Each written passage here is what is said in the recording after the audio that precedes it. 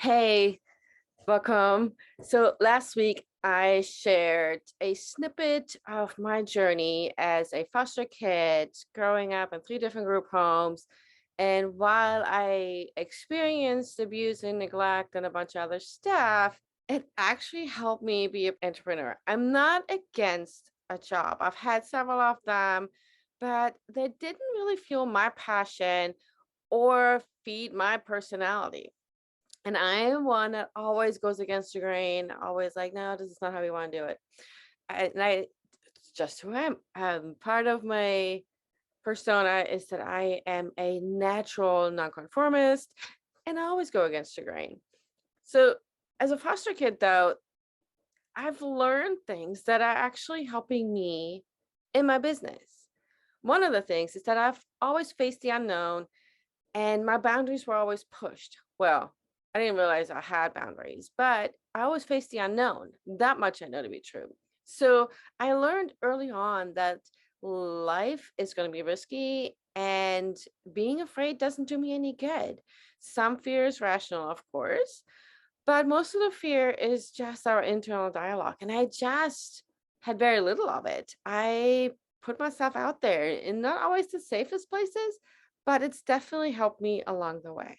So, facing the world, I often felt alone and wasn't really sure who I could trust and rely on. And I began to strategize. You become an expert problem solver in such a way that you will plan for everything that you're facing. It's survival mode at its finest to protect yourself, but there's also a tremendous amount of benefit when you are working towards your dreams and goals with that. And while for the most part, I wasn't in charge of where I lived or who I was in my life, good or bad, there comes a point where you have to take control and take charge. The challenge can be recognizing of what you can control at any given moment. I mean, I can't control the weather, but I can be in control of my actions and how I show up for 'em. And so when I realized that working for someone else, like having a boss, didn't really challenge me because I've just become bored after a while. It didn't ask me to take risk, but instead kept me snug and safe by following the rules within the organization. Stepping out on my own meant I have to take risk. And when you're in foster care, every day is a risk.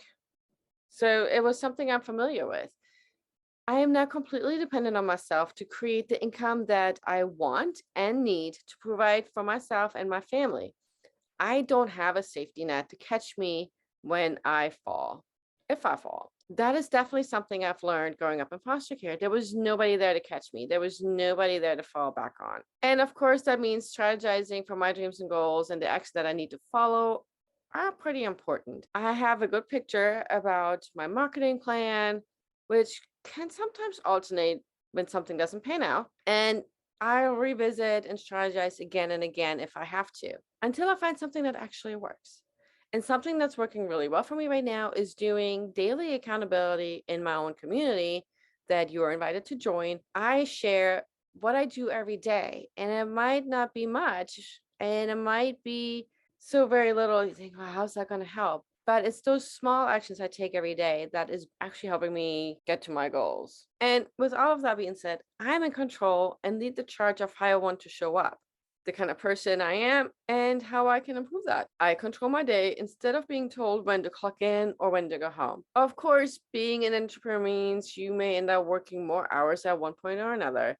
But to me, that's the beauty of it all. Some days I work 4 hours, some days I work 16 hours. It depends on the project, it depends on what I've got going on. I am always actively working towards finding some kind of harmony between the admin work, the marketing, and then doing everything else. And when I talk about control, I'm talking about the kind that is empowering and not the one that makes you not the greatest person. And at the end, I'm merely answer to myself and not to anybody else. So, what does it mean to be an entrepreneur? It means you have to take risks. It's laying everything on the line because your vision and your mission is so much bigger than you could maybe fathom at some times. If you can write that book or sell a product or service knowing that everyone will buy, but someone out there has the need for what you offer, it is totally worth the sweat and tears you're going to experience. learning some new skills and connecting the dots on how to bring your vision to reality. Sometimes that means working backwards from the end result, while at other times with practice, you already know what the next step is. And since you get to be in control, that also means you have to acknowledge when you screw up because, well, there isn't anybody else to blame but yourself. But instead of getting stuck in that guilt, shame, and oh my God, I'm such a failure, look at the lessons that you are learning and decide to grow from there. Life is a journey and so is your business. It isn't easy no matter what past. If you can look at your childhood from a different perspective and see all the beautiful things that you've learned along the way that actually help you be an entrepreneur, then that can make all the difference in the world. Instead of hating on the life that I had, I decided to find the good and how that's serving me now. So, and I encourage you to do the same. Look at the good, the bad, and the ugly of your childhood. Find those lessons and see how any of that is serving you now. And look at what isn't serving you and how you can eliminate that. I hope you have an amazing week. Bye.